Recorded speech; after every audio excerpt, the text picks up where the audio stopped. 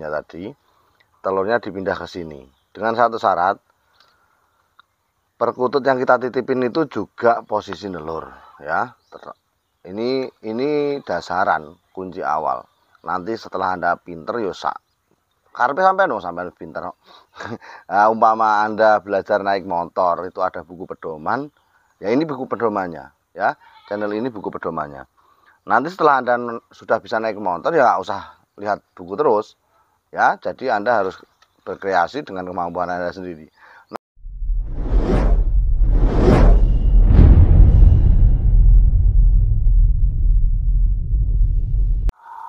Bismillahirrahmanirrahim. Assalamualaikum warahmatullahi wabarakatuh. Oke teman, kali ini kita ketemu lagi dengan Hanawi. Dan di pagi ini saya agak kasihan kepada peternakan saya. Ini induan saya teman, sudah dioper birahi, jantannya di sana. Ya, ini Megamendung Mojopahit, terah putih sebenarnya. Ini terjadi oper birahi. Nah, langkah apa yang harus kita lakukan ketika sudah seperti ini? Ini sebenarnya sudah mengering, jadi kemungkinan besar ini terjadi kemarin, kemungkinan terjadi kemarin. Tapi untuk mengkondisikannya biar ini tidak terlalu fatal lukanya, ini tetap kita satukan. Caranya seperti ini. Oke, tetap kita satukan. Nanti jantannya kita cabut bulu sayapnya, ya. Caranya seperti apa nanti saya videokan di video yang lain, karena kemarin juga ada teman yang minta sistem penjinakan cabut bulu sayap. Nah, itu kurang lebih sistemnya sama cara nyabutnya, ya. Jadi teman-teman kalau mengalami hal seperti ini jelas betinanya sudah drop. Kalau hari ini tidak saya kondisikan, bisa-bisa berujung dengan kematian. Bahaya sekali kalau terjadi oper birahi seperti ini. Tapi kalau cuma oper birahi cuma tutul-tutulan, jabut-jabutan bulu saja, enggak sampai luka berdarah-darah seperti ini, enggak usah cabut bulu teman, ya. Cukup dicelupkan ke air, dimandikan. Pokoknya ada beberapa trik, banyak trik yang bisa Anda gunakan dalam mengurangi oper birahi. Tetapi kalau sudah fatal seperti ini, langkah yang paling efektif adalah dicabut bulu sayapnya yang jantannya. Oke? Mungkin ini yang bisa saya berikan dalam edukasi oper birahi. Ya, kita pantau induan lainnya. Nah, yang sebelah sini teman, ini induannya sudah nelur lagi. Kemarin saya cek, mungkin anak-anaknya ini 2 atau 3 hari ke depan saya sapeh, ya. 2-3 hari ke depan saya sapeh, supaya apa? Induannya fokus untuk mengopeni telurnya, fokus ngengkrem telurnya. Karena ini tembean kemarin cuma netes 1 yang Megamendung saja. Untuk yang putih teman, itu anak titipan, jadi bukan anaknya ini asli. Nah, Anda lihat suara, dengar ya suara perkutut ngik itu. Nah, perkututnya ini perkututnya yang ngik. Ini kalau perkutut suara ngik seperti ini biasanya kalau nggak ada predator, ada hal-hal yang di luar nalar, ya. Kalau malam biasanya ya tetap ada gerakan, entah itu gerakan yang bisa kita lihat ataupun tidak. Kalau perkutut mengeluarkan suara ngik seperti itu tanda bahaya sebenarnya. Kita harus peka terhadap peternakan kita. Kadang ya ada predator, kadang nggak ada apa-apa, dilihat nggak ada apa-apa. Cuma naluri saya, perkutut ketika seperti ini, ya, alamiah loh, bukan sakit loh ya. Kalau sakit dulu ya beda lagi. Ini alamiah. Ini biasanya kalau siang lihat predator, ada predator ataupun ada hal yang tidak bisa kita lihat. Itu pengalamannya saya dapat dari peternakan loh, ya. Yo kabeh wawahan bisawab. Gusti Allah yang paling pirsa, jadi mau iso ngira-ngira. Oke, selanjutnya kita pantau adalah ini, teman. Ini indukan perkutut dana saya. Ini juga sudah nelur, teman. Ya, kemarin tadi saya cek ada telurnya 1 di sarang. Nah, ini anak-anak perkutut teman.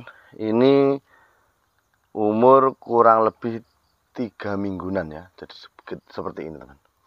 Ini 3 mingguan seperti ini. Nah, ya 3 minggu lebih lah. Ya mungkin sekitar 22 atau 23 hari. Nah seperti ini teman. Jadi teman-teman harus peka benar terhadap perkembangan anak-anak perkutut.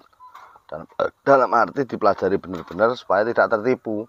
Karena banyak oknum nakal di luar sana itu yang mengapusi, membodohi pembeli dengan cara katanya umur sekian ternyata belum ada kan itu. Jadi hati-hati betul dalam menyikapi jual beli ya, jual beli. Misalnya perkutut 4 bulan, perkutut 4 bulan itu sudah seperti ini. Ini kalau nggak ada predator dia kaget entah ada apa, kadang burung yang datang dan lain-lain, intinya ada pengganggu di kandang. Oke, kembali lagi ya, ini umur sekitar 3 mingguan anak sudah segini. Kalau umur 4 minggu biasanya bulu bawah atas paruh itu sudah normal. Itu kan atas paruh belum normal. Nah, atas paruh sudah normal, itu 4 mingguan. Kalau sudah 1 bulan lebih 31, 32 hari, itu bulu di bawah paruh itu sudah normal alias full. Nah, itu ya.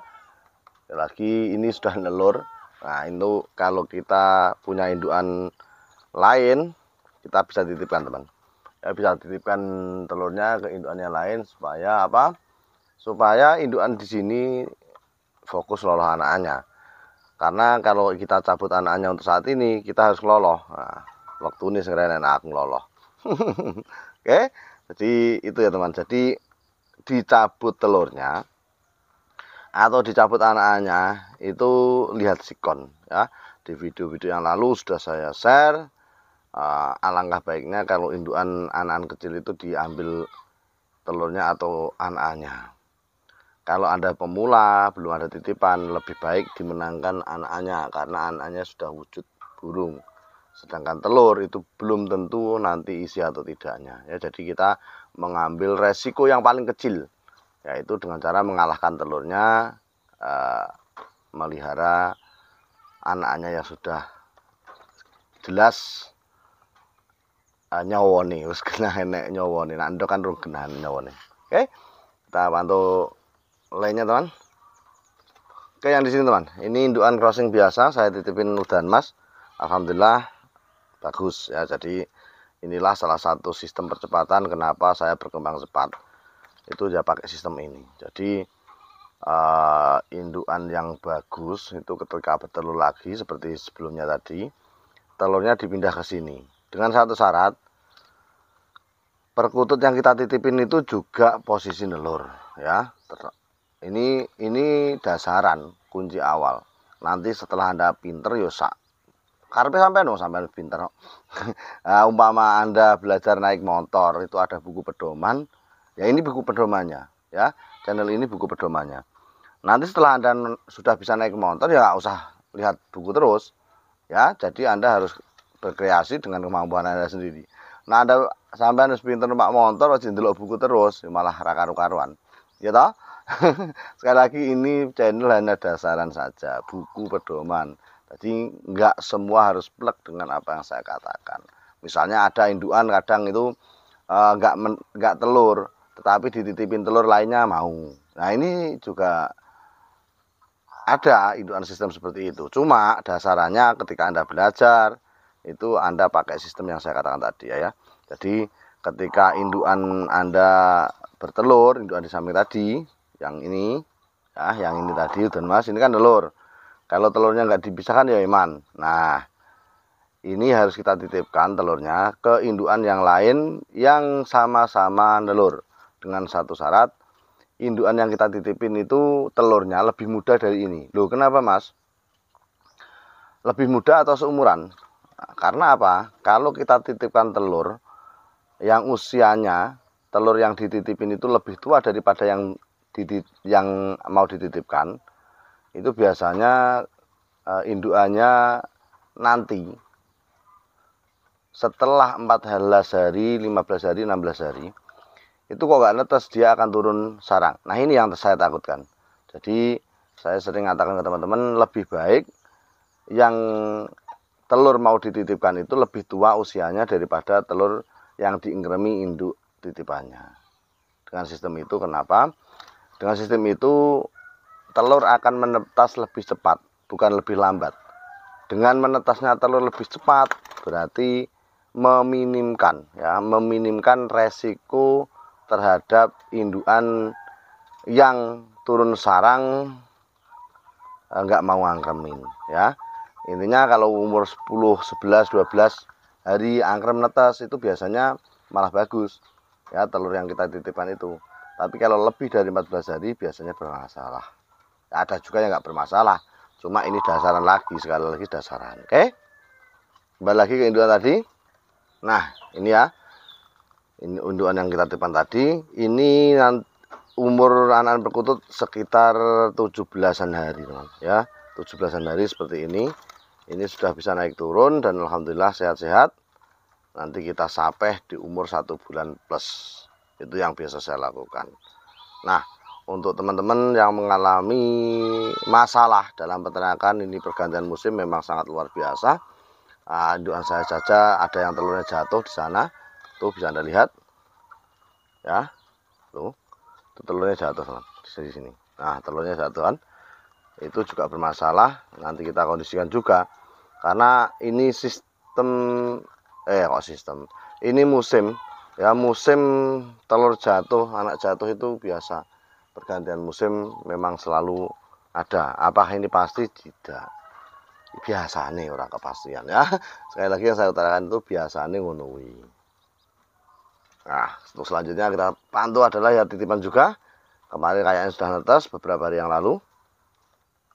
Oke teman, yang sini ya. Ini udah netes ya. Bismillahirrahmanirrahim. Oh lah netes itu telur.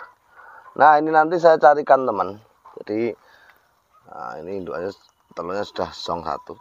Ini nanti saya carikan teman yang seumuran teman. Seumuran dengan anak-anaknya ini kita titipkan di sini biar nggak mempercepat produksi juga. Biar di sini ngeloloh 2 nanti. Ini udah mas. Jadi nanti di sini biar ngeloloh 2 anak dan indukan ada kemarin yang satu-satu ada beberapa pasang. Nanti kita titipkan di sini anaknya biar ngeloloh 2 dan indukan yang kita ambil anaknya biar cepat birahi lagi dan bertelur lagi. Ya ini sistem percepatan juga untuk teman-teman yang mengalami peternakannya netesnya sitok-sitok ndang dikondisikan. Ya dengan cara apa? Yo anaknya didadekne siji, loro ya siji diambil kan indukan siji neh ndang endok neh. Nah dengan sistem ini teman kita akan jadi peternak yang cepat berkembang. Oke, apakah mau ngeloloh? Mau. Saya berkali-kali memberikan contoh dan alhamdulillah sukses mau meloloh sampai mandiri. Oke teman, sekian dari saya. Salam ikut sampai patut. Assalamualaikum warahmatullahi wabarakatuh.